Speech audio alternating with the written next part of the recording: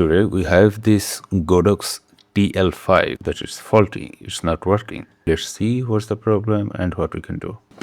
I plug it into main line, and now we are going to check that is it works or not. These two holders are not okay because they are missing parts. This thing here is one thing.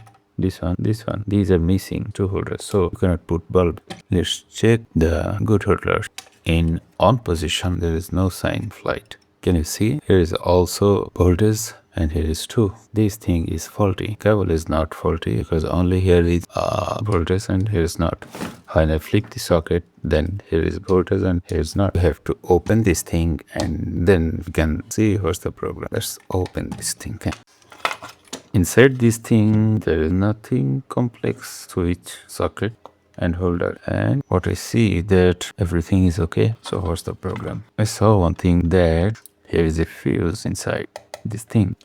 Let's see what is the condition of our fuse. And see, fuse is not bad. Check it, multimeter in continuity mode, and fuse is not good. So what we can do, we have to change this fuse with good one. But as I can remember, I don't have good one right now. So now I will do one thing that you shouldn't do. I'll use some thin wire instead of fuse. They will work. The wire is connected, and oops, we don't need that because here is a good fuse. Inside this compartment, you can use. We don't need the wire.